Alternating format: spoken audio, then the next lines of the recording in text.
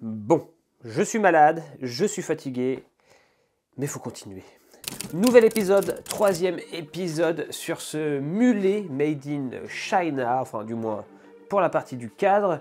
On se retrouve alors aujourd'hui avec le mulet, le ULEO, et on va continuer notre aventure. Alors qu'est-ce qu'on va faire dans cette vidéo sur ce vélo? Alors juste pour le fun, j'y ai mis la roue arrière, je voulais juste voir ce que ça allait donner. D'ailleurs cette roue arrière Vortex qu'on va pouvoir revenir en détail dans cette série de vidéos. Bon, va falloir repousser un petit peu le câble des deux, là je voudrais pas qu'il frotte sur le pneu ou qu'il se fasse arracher par un truc qui se collerait au pneu. Bon, ça on verra. En tout cas voilà, j'ai mis ça juste pour le fun, comme ça permet de visualiser un peu à quoi ça va ressembler, tout en sachant que je ne vais pas garder ces Continental qui sont en 25 mm et je veux mettre le vélo en 28 mm pour plus de confort. Je veux qu'il soit hyper confortable. Donc on changera ça et on mettra des pneus noirs parce que les pneus marrons avec cette couleur de vélo, je ne suis pas sûr que ça fasse bien. Bref, c'est un détail. Dans cette vidéo, on va passer les étriers. Étrier avant, étrier arrière. Alors pourquoi on fait ça? Ça va surtout me permettre de passer l'étrier arrière, de passer la durite, la faire ressortir sur l'avant du vélo et ensuite pouvoir y mettre le boîtier de pédalier pour ensuite mettre le pédalier et ensuite pouvoir mettre la chaîne. En fait, c'est vraiment ça qu'il me reste à faire avant de pouvoir fermer le boîtier de pédalier, c'est mettre la durite de frein, la gaine de frein juste ici. On va pouvoir visser sur les deux pas de vis à l'arrière. On passe tout à l'intérieur du cadre et on est tranquille avec cette opération et on va pouvoir gentiment utiliser l'outil made in maison. Comme ça je vais pouvoir vous montrer ce que j'ai fabriqué, ce petit outil là à base de rondelles et de boulons, bref. Allez, c'est parti pour cette nouvelle vidéo. Alors dans cette vidéo il va nous falloir bien sûr le kit frein, donc qui est compris dans la boîte avec la manette, donc l'étrier arrière. On va devoir reprendre tout ça et rouvrir tout ça parce que il me manque quand même quelques éléments. La chaîne elle est ici, mais ça on verra plus tard. Donc ça, je crois que à l'intérieur de celui-ci il n'y a plus rien parce que j'ai déjà, ah non, il est là. Donc ça c'est, et vous allez voir, comme ça vous voyez à quoi ça ressemble dans l'emballage Shimano d'origine. Donc voilà, ça c'est pour l'avant. Hop. Et normalement, on doit avoir les petites vis qui vont avec. Voilà. Hop. Et je crois que c'est tout. Donc à l'intérieur de ce paquet, normalement... Oh, il y a des trucs en plus. Je ne sais pas ce que c'est. Oh. Ah ouais. Il y a de quoi... Oh, je suis pas sûr que c'était dedans. Donc les deux vis. Qu'est-ce que c'est ça? Ça me parle ça. Ça parle. Je sais plus. Oh. Il va falloir que je regarde ça de plus près. Ok. Et on a aussi ceci. Alors ça va devoir s'insérer dans la gaine pour pouvoir la rendre étanche après l'avoir coupée bien sûr. Alors ce qui est bizarre, c'est que j'ai l'impression qu'elle a déjà un demi ou pas. Alors je regardais dans la deuxième boîte hors caméra parce que je savais que j'avais déjà déballé ce petit papier et force est de constater que j'ai juste le petit embout pour pouvoir faire la liaison de la gaine avec la manette. J'ai aussi un petit morceau de métal, une petite goupille on va dire pour pouvoir bloquer la goupille, donc ça c'est cool. J'ai aussi ce genre de petit accessoire pour pouvoir mettre entre les plaquettes et éviter de freiner bêtement. Vous voyez, ça serait vraiment bête. Vous voyez, ça vient vraiment se placer comme ceci entre les deux plaquettes. Hop, vous voyez l'exemple ici. Et d'ailleurs, si il est dans ma main, ça veut dire qu'il n'est plus là. Voilà, je l'ai remis. Comme ça, il n'y a plus de danger. Non, par contre, j'ai perdu. Enfin, perdu. Il faut que je retrouve. Mais les deux vis qui vont me permettre d'attacher l'étrier arrière. Ah. Donc c'est que j'ai mis ça. Pas là. Mais je sais plus où je... Je me souvenais les avoir enlevées. Elles sont là. Oh, pourquoi il y a une vis qui est un peu étonnante là? Ok. Je ne maîtrise pas cette partie de montage. Je n'ai jamais monté d'étrier de frein de ma vie. Bon, allez. On va aller mettre ça, on va commencer par l'arrière. C'est parti. Bon bah pour pouvoir mettre l'étrier arrière, il faut déjà démonter la roue parce que forcément elle va nous embêter. Donc, normalement j'avais pas trop serré. Et bah si, j'avais quand même assez serré. Et on remet à l'arrache le truc. Ok. L'opération est finalement presque facile si on la présente comme ça. Hein. Il suffit juste de venir placer ici l'étrier arrière et de venir fixer par le dessous les deux vis en question. On va pouvoir tester ça. On va voir ce que ça donne. Allez, on en prend une déjà. Hop, on vient la mettre par le dessous et on vient visser. Hop, et on va mettre la deuxième. Et pareil, on vient mettre en dessous. Et on vient visser l'ensemble. Allez, on va voir ce que ça donne maintenant. Ne pas oublier de laisser les petites rondelles. De toute façon, pour le moment, ça sera un montage à blanc. Il faudra venir régler tout ça avec la roue. C'est vraiment pour venir placer l'étrier. Voilà qui est fait, le petit étrier. Il est placé à l'arrière, ça n'a pas été bien compliqué. Seulement deux vis et vous voyez, on va être dans l'alignement pour le disque de frein. Maintenant, il va falloir placer cette gaine pour qu'elle passe à l'intérieur du cadre et qu'elle remonte ici dans le boîtier de pédalier. Qu'elle remonte, qu'elle remonte, qu'elle remonte et qu'elle passe ensuite dans le tube de direction sur le devant comme ceci. Et ensuite, qu'elle remonte dans le cintre pour ensuite sortir, hop, par un trou que l'on a juste ici, là. En gros, ma gaine, il faut qu'elle ressorte ici. Donc là, autant vous dire que ça va être sympa. Surtout que ce que je comprends pas, c'est que le guide, là, le passe-câble, là, il est prévu pour qu'on le tire de là-bas, qu'on le tire d'ici. Sauf que d'origine, sur les étriers, les durites, elles sont fixées sur l'étrier. Et on vient raccorder sur le cintre. Donc on va essayer de faire chemin inverse sans utiliser ça. Donc on va tout simplement le retirer. Et normalement, je pense que en poussant la gaine dans le cadre, comme elle est quand même assez rigide, on va réussir à ressortir là-haut. Bon, ça c'est la théorie. On va voir si ça se fait ou pas.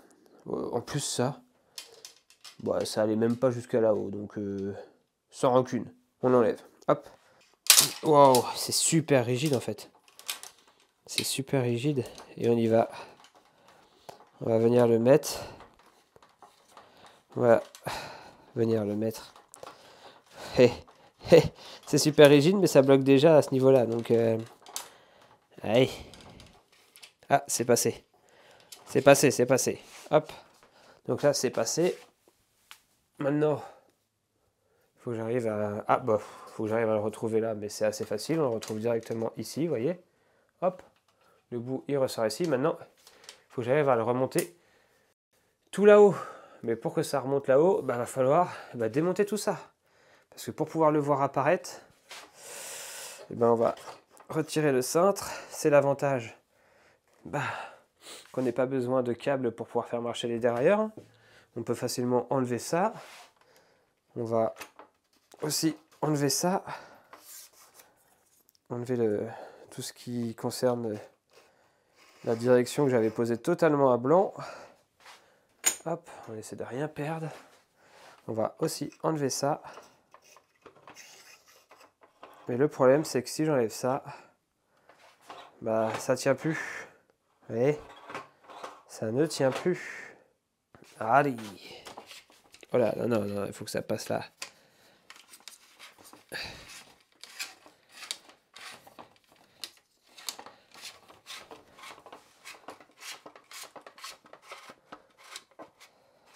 En enlevant ça, normalement, on devrait la voir apparaître. Eh mais en fait elle est vachement trop longue. Ah, je pensais pas qu'elle serait aussi longue. Vous voyez rien? C'est normal. Hop. Vous voyez rien, mais sachez que j'ai réussi l'opération. Finalement, c'est juste qu'un jeu de passage de câble. Il n'y a rien de bien compliqué là-dedans. Et maintenant, il n'y a plus qu'à tirer jusqu'à temps d'avoir quelque chose d'à peu près correct. Par contre, j'ai l'impression que c'est beaucoup plus plaqué d'habitude sur les vélos. Là, vous voyez, ça déporte vachement, là. On essaiera de faire en sorte que ça soit bien tendu pour éviter que ma roue vienne taper dedans. Enfin, je pense pas que ce soit possible. Mais en tout cas, je pensais pas que ça allait dépasser autant, vous voyez. Ça dépasse vachement. Donc ça sera beaucoup trop long pour aller jusqu'à ma manette. Du coup, j'ai bien fait, j'avais anticipé. J'avais acheté un petit objet qui va me permettre de couper les gaines hydrauliques comme ça. Et je pourrais ensuite y insérer la petite ogive, la petite obus, là, je ne sais pas comment ça s'appelle, dans la gaine pour pouvoir ensuite les connecter à mes manettes. Donc le premier câble, il est passé, il est là. Par contre, je ne sais pas si vous vous rappelez, dans la première vidéo, je vous avais montré un petit morceau de caoutchouc comme celui-ci que l'on allait devoir mettre sur la gaine pour pouvoir permettre à la gaine de ne pas venir taper dans le boîtier, dans le cadre et ainsi résonner. Donc ça va vraiment permettre d'amortir les bruits de la gaine. Donc il faut le mettre tout de suite. Et il faut aussi faire attention que la gaine elle passe bien en haut, qu'elle ne vienne pas déranger lorsque je vais devoir mettre mon boîtier de pédalier. Donc là apparemment ça a l'air pas mal, on ne la voit pas. Donc c'est plutôt bon signe, ça veut dire que ça passe vraiment contre le cadre sur le haut. Le passage est totalement libre pour mon boîtier de pédalier. Donc allez, c'est parti, on va prendre ma gaine et on va venir y mettre ce fameux morceau de caoutchouc. Oh, je vais m'amuser. Je suis même pas sûr que ça rentre plus que ça. Ah oui, d'accord, j'ai rien mis. En fait, faut pas qu'il y ait trop d'angles. Et le problème, c'est que la durite, elle a une forme naturelle qui fait que ça ne coulisse plus après. Ah oui, d'accord. Ah, je vous reprends parce que je crois que j'arrive au bout. J'arrive au bout. Enfin, au bout. Après, ça doit se retrouver là. Donc, je sais pas comment je vais faire encore, mais peut-être qu'une fois que je vais avoir réussi à choper le bout, ça va glisser tout seul. Ah, si, c'est bon. C'est bon, les amis. Ça va glisser tout seul. Allez, maintenant. Faut y croire. On enlève les petites entretoises pour libérer. Hop.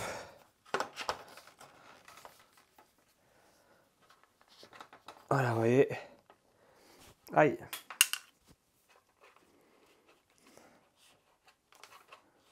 Ah.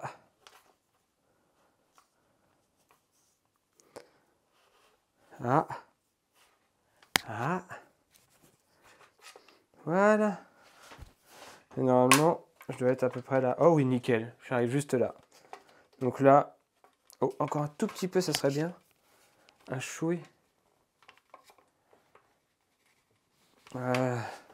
Maintenant, il va falloir faire les choses dans le bon ordre. Parce que si je viens à déjà passer l'étrier avant que je viens mettre la gaine à l'intérieur de la fourche, donc ça va remonter par l'intérieur. Et après, en gros, je ne vais pas pouvoir redémonter la fourche facilement pour venir couper le pivot de fourche. Donc il va falloir, pour la prochaine étape sur l'avant, venir couper le pivot de fourche. Ce qui veut dire que je ne peux pas faire ça aujourd'hui. Car je n'ai pas du tout prévu de faire ça aujourd'hui. Donc on va dans cette vidéo tenter de mettre le boîtier de pédalier. Ouais, on va tenter de le mettre. Tout en sachant que si j'ai besoin de le redémonter, j'aurai rien pour le redémonter. Bon, je vais vous montrer comment je vais faire avec mon petit outil. C'est totalement expérimental. Donc, mon boîtier de pédalier, c'est un button bracket de chez Rotor. J'ai toujours bien apprécié les boîtiers de pédalier de chez Rotor. Je trouve qu'ils sont hyper fluides et ils durent vraiment bien dans le temps. C'est pas du céramique, c'est du roulement acier classique. mais je sais que ça marche très bien, c'est de très bonne facture. Et bien sûr, c'est adapté à mon cadre qui est en BB386. Donc ce sont des boîtiers qu'on va devoir rentrer en force. Alors moi, ce que j'adore comme type de boîtier, ce sont les boîtiers BSA qui viennent se visser dans le cadre. C'est beaucoup plus facile. On a alors ce genre de clé qu'on vient visser tout simplement dans le boîtier de pédalier. Mais malheureusement, eh ben là, c'est pas du tout le cas. Donc on va devoir réussir à mettre ce boîtier de pédalier dans mon cadre. Alors, ouais, Baby Wright 4624L. Ne me demandez pas à quoi ça correspond, il y a tellement de normes de boîtiers de pédalier différentes, parfois c'est un peu la jungle. Et d'ailleurs, j'espère que ce boîtier de pédalier est adapté à ce que je vais vouloir faire. Alors pour ça, normalement, il va falloir un outil qui va vous permettre de traverser le boîtier de pédalier avec des grandes manivelles que vous allez tourner pour pouvoir gentiment l'enfoncer en force dans le boîtier.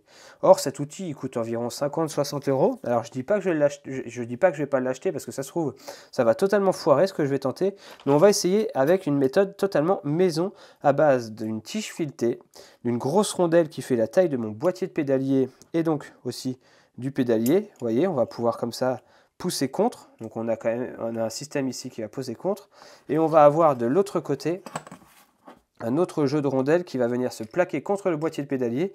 Et normalement, en maintenant ici et en serrant de l'autre côté ou inversement, en maintenant ici et en serrant par là, on devrait pouvoir, visser ce boîtier de pédalier dans le pédalier. Et ça,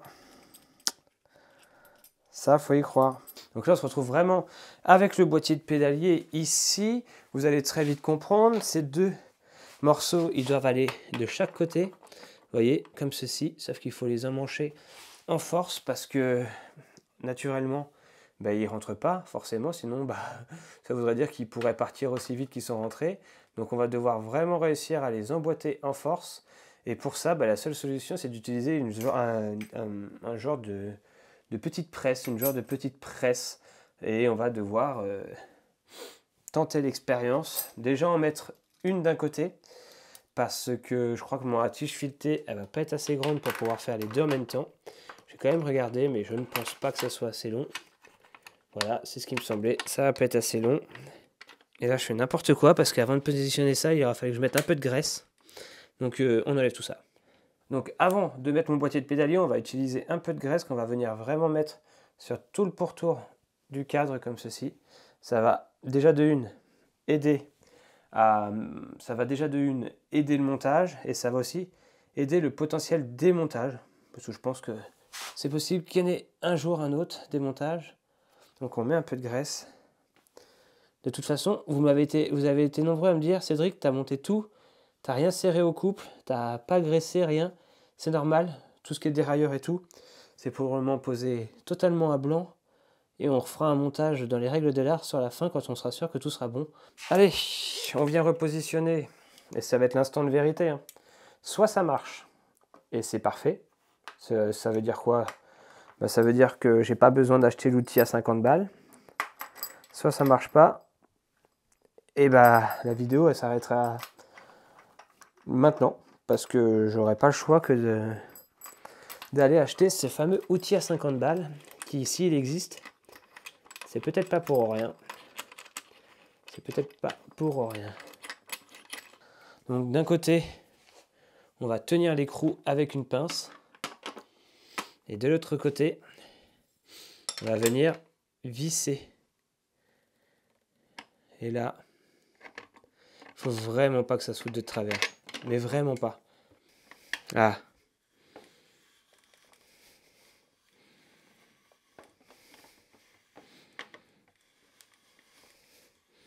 Ça s'est peut-être redressé. Vous savez quoi? J'ai l'impression que l'opération se passe pas trop mal.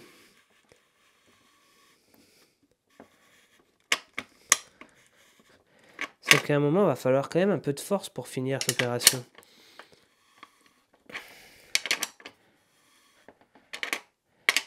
Et ça fait un peu peur, mais si je vous dis que pour le moment, l'opération elle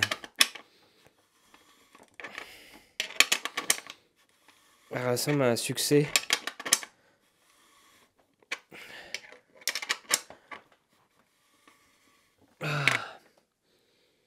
Eh les gars. Incroyable. On peut dévisser. Wow. Je crois que ça a marché.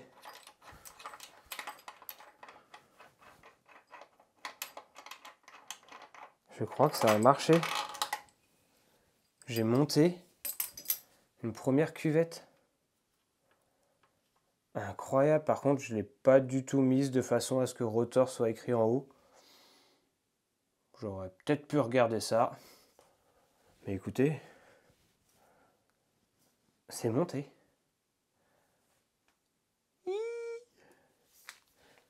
Allez, on réitère l'opération de ce côté. Donc exactement de la même façon, on va utiliser l'écran, on va le laisser au milieu. Je sais pas à quoi il me sert. On va utiliser ma petite tige filetée qui passe dans le cadre, qui vient ensuite se mettre grâce à un jeu de rondelles. Ici, on vient positionner le petit écrou.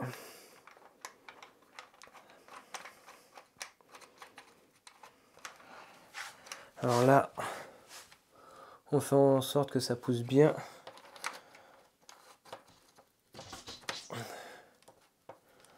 Droit. Voilà. Voilà. On vient tenir là. Et on vient... Oula, oula, oula, ça a bougé.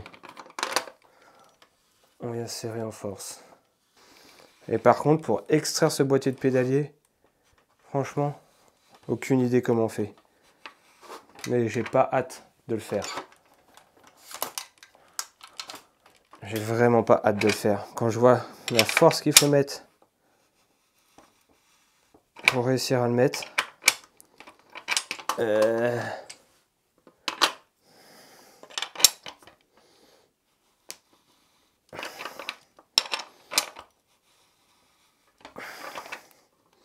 C'est vraiment monté en force.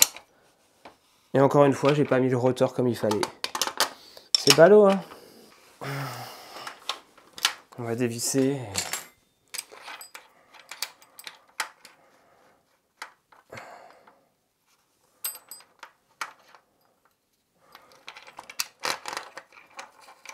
On va voir ce que ça donne. Écoutez, moi, c'est une réussite. On va espérer que ça le soit vraiment.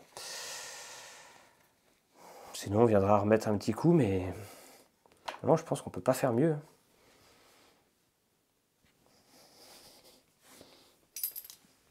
Outil magique, quelques dizaines d'euros seulement, en bricolage, des rondelles, des écrous, une tige filetée.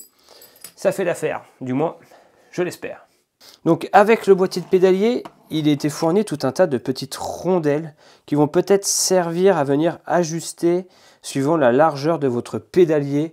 Je ne sais pas du tout. Franchement, j'en ai aucune idée. Donc on verra. On verra quand on viendra placer ce fameux pédalier. D'ailleurs, ce pédalier, il est juste ici. Donc on va venir le récupérer.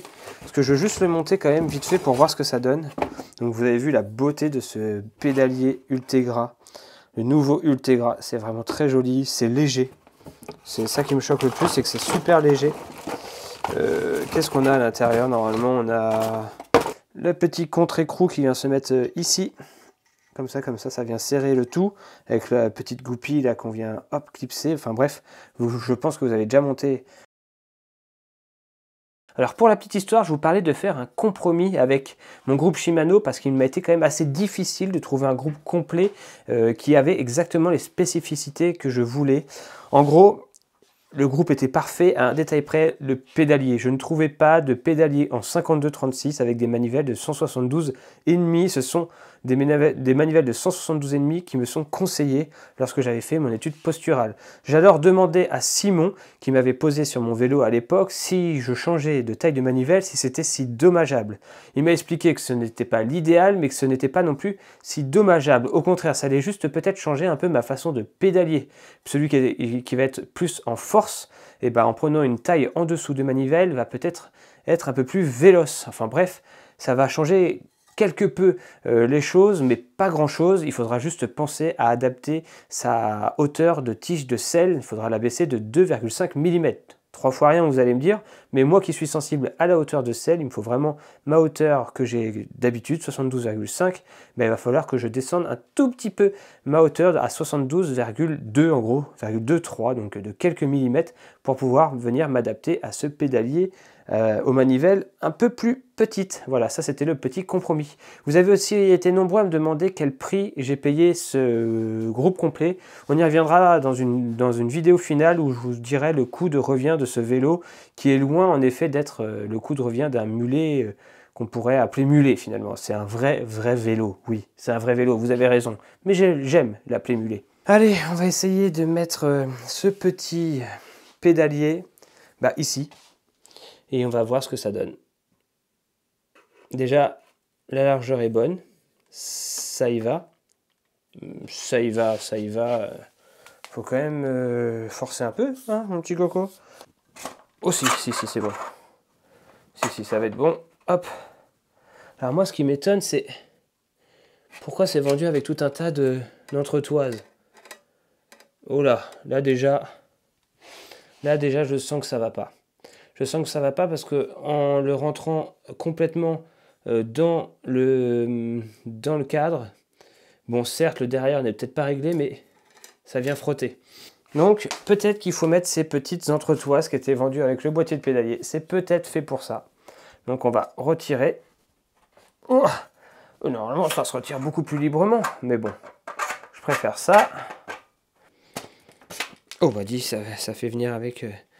le petit cache là, qui permet de... Donc hop, on va mettre un petit adaptateur. On va mettre un peu de graisse. Voilà, j'ai mis un peu de graisse, vraiment pas beaucoup, parce que sinon après ça va beurrer le... Ça va tout beurrer. Ça permet juste... Normalement. Ça permet juste normalement rien du tout. C'est pire. C'est pire que tout. Normalement. Voilà, en tapotant un peu. Normalement, en tapotant un peu, ça doit venir. Oh, bah dis donc. Ça vient encore frotter. Alors c'est pareil, l'inclinaison de mon dérailleur, il n'est pas optimal. Pas du tout même. Donc c'est peut-être pour ça aussi. Tout de suite changer ça. Voilà, on va aligner la fourchette. Voilà, il faut le redescendre comme ça. Bon, ça fera office d'une autre vidéo, les réglages de dérailleur, mais... Est-ce qu'il y a besoin de mettre un adaptateur à l'arrière ou pas? Je sais pas. Le petit outil, c'est celui-ci. Vous voyez, un petit outil qui permet de se mettre ici et de venir visser à la main. Ça sert à rien de visser comme un bourrin, c'est vraiment à la main. C'est 0,7 ou 1,5 Newton. Donc en fait, on vient mettre ça sur l'arrière et on vient le visser. Ça va venir plaquer. Bon, bref, vous m'avez compris. Je crois que vous n'avez pas besoin que de le voir faire. Alors là, c'est libre en tout cas. Bon, c'est un peu graisseux. Là. Ça frotte un endroit. J'entends un petit bruit. Le petit bruit, c'est ça. Hop, j'entends plus de petits bruits. Ça tourne librement. Ça tourne librement. Le boîtier de pédalier, le pédalier serait posé. Incroyable. Ça tourne librement.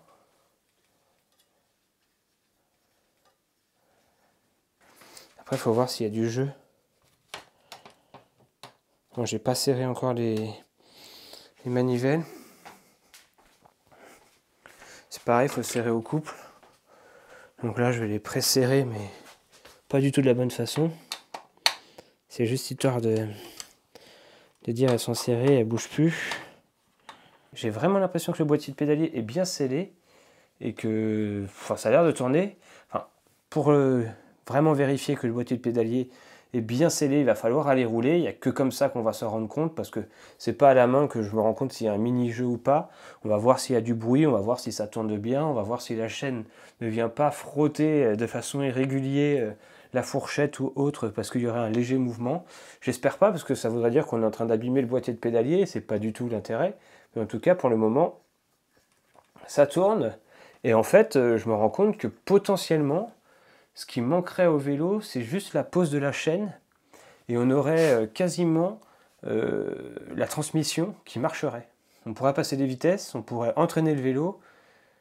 En gros, la prochaine étape, c'est poser la chaîne, aller découper le pivot de fourche et ensuite finaliser le passage des gaines dans le cintre pour pouvoir, pourquoi pas, essayer ce vélo pour la première fois sur home trainer avant d'aller sur la route. Mais on pourra comme ça tester les premières positions, on pourra faire un premier avis sur ce vélo, sur les sensations, si ça roule bien, si ça fait pas trop de bruit. Rien de mieux que de monter un vélo sur home trainer pour écouter les petits bruits, voir s'il n'y a pas des petits problèmes. Donc je pense qu'on pourra faire ça avant même de venir relier le système de frein hydraulique parce qu'on n'aura pas forcément besoin des freins sur home trainer. Donc ça serait vraiment la prochaine étape. En tout cas, je suis assez content. On a passé l'étrier arrière, on a monté avec mon petit outil maison le boîtier de pédalier et on a monté le pédalier qui était une formalité. Vraiment monter un pédalier Shimano c'est ultra facile comparé à monter un pédalier SRAM avec cette vis là centrale qui est horrible à démonter. Là c'est vraiment très très simple et pour le moment ça tourne pas tellement mais c'est parce que c'est bourré de graisse et au fur et à mesure ça va se libérer. En tout cas c'est hyper fluide, je sens rien gratter, c'est vraiment tout neuf donc ça fait plaisir. Ça reste quand même un assez gros chantier, là, ce poste de pilotage tout intégré, ça va être quand même quelque chose. Il faut venir réussir à passer les gaines et les câbles dans le cintre aéro pour les faire ressortir au niveau des manettes. Je sens que j'ai quand même un peu amusé. Je pense que cette vidéo a déjà duré bien trop longtemps, en plus avec des explications bien trop approximatives. La maladie l'emporte sur la lucidité d'explication. J'espère en tout cas quand même que vous aurez compris les grandes lignes de ce que j'ai fait et que vous aurez encore une fois constaté qu'il n'est pas si difficile de faire des choses soi-même. Alors encore une fois, il n'y a rien de finalisé, ça se trouve au premier roulage. Je vais totalement changer d'avis et je vous dirai allez voir les pros de chez vous pour monter votre vélo. Mais pour le moment, on a quand même réussi à monter la transmission, un étrier à l'arrière, le boîtier de pédalier, le pédalier, couper mon tube de selle pour le mettre à la bonne hauteur. Bref, on a quand même bien avancé sur le projet mulet. J'espère que vous aurez apprécié cette nouvelle vidéo faite beaucoup plus simplement. Encore une fois, je ne vais pas me répéter. Maladie oblige. Bon comme à chaque fin de vidéo, c'est le bordel partout sur mon établi. Il va falloir tout ranger, enlever et mettre de côté tous les cartons que je n'ai plus besoin. Ne pas perdre les petites pièces qui traînent à droite à gauche pour pouvoir régler le vélo. Ça serait bête de perdre par exemple ça. Sinon, il va falloir en racheter. Sans ça, vos gaines ne sont pas du tout étanches. Et vous êtes bon à tout racheter. Et en ce moment, retrouver des petites pièces, c'est pas forcément ce qu'on apprécie le plus. Donc, on va tout mettre de côté pour ne rien perdre. Et on se dit à très vite pour l'épisode numéro 4, où on va couper le pivot de fourche, monter le trier avant pour pouvoir passer les gaines, mettre la chaîne, et pourquoi pas commencer les premiers essais de ce vélo en faisant les premiers tours de roue sur home trainer. En plus, j'ai un nouveau home trainer à vous montrer, donc ça tombe bien. Alors on se dépêche pour terminer cette série. Allez, à la prochaine, dans une prochaine vidéo. Le petit pouce bleu si vous avez aimé la vidéo et on se dit à très bientôt. Ciao, bye!